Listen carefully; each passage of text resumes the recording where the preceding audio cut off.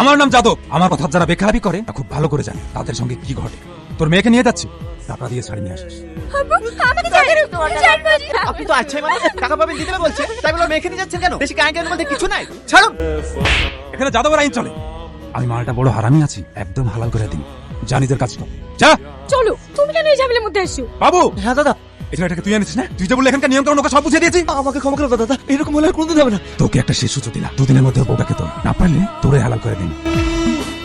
Doctor কি বললো? টিউমারের সাইজ আগের থেকে অনেক বড় হয়ে গেছে বলে এমার্জেন্সি অপারেশন না করতে পারলে। আজাদ ভাই, বাবু ভাই, ভিতরে এসো, কিছু বলবা? হ্যাঁ, টাকা পয়সা কাজে মেয়ে লাগবে, তাই ভাবলাম তুমি যদি না সঙ্গে সবজি না বিক্রি করি, ভাবি যদি কাজে লেগে যেত তাহলে ভালোই হতো। মাসে 10,000 টাকা করে দেবে, ভাবি টাকায় থাকা খাওয়া হয়ে যেত, আর তোমার টাকাটা সেভ থাকতো। কি বলো? হ্যাঁ না ভাই, অসুখ ছেলে রেখে এবার ভাবি কাজ করতে পারবেন না না ভাই, আমি কাজ করবো। কি বলছো তুমি? কোনো অসুবিধা হবে না, তোমাকে সকালবেলা কাজে বের করে দেবো, দিয়ে আমি অফিসে যাবো। কবে থেকে যেতে হবে ভাই? কাল সকালে আমি এসে তোমাকে নিয়ে যাবো। ঠিক আছে ভাই। তাহলে আমি আসি। এখন তাহলে কি কি বিজনেস চলছে? ड्रग स्मगलिंग, लड़की बचत, सब कुछ रानी। शैतान भी चेंज हुआ तो दुनिया बदल जाए। जहाँ पर शैतान है वहीं पर भीमा है। भीमार আর এক নাম শয়তান আছে। কি ব্যাপার যাদব, সে তখন থেকে বসে রেখে এখন খালি হাতে আসছো? আমি ক্লায়েন্ট বসে রেখি, তুমি?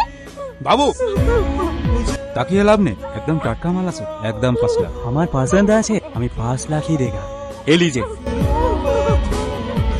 चलो मेरी बहू रानी।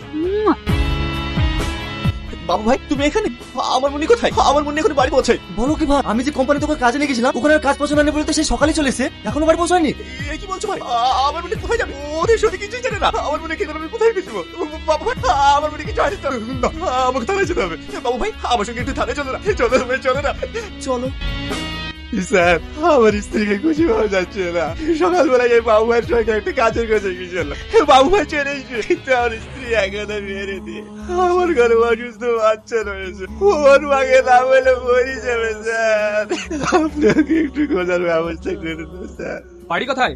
আজলামপুর, নদিয়া ডিস্ট্রিক্ট। আমরা এই শহরে নতুন এসেছি। ঠিক আছে, টেনশন করো না, আমরা দেখছি। বাবু, হ্যাঁ স্যার। তুমি যাও। তাহলে মেয়েটাকে কোথায় সেল করেছি?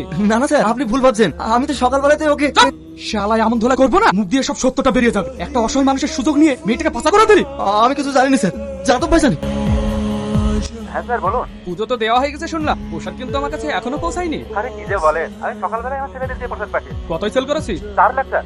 আমার কিন্তু 2 লাগবে। স্যার আপনি এমন করলে কিভাবে চলবে? মেয়েটার স্বামী থানায় এসে কান্নাকাটি করছে, আমাকে তোর সঙ্গে মিথ্যা অভিনয় করতে হবে নাকি? আমার 2 লাগবে। Okay sir.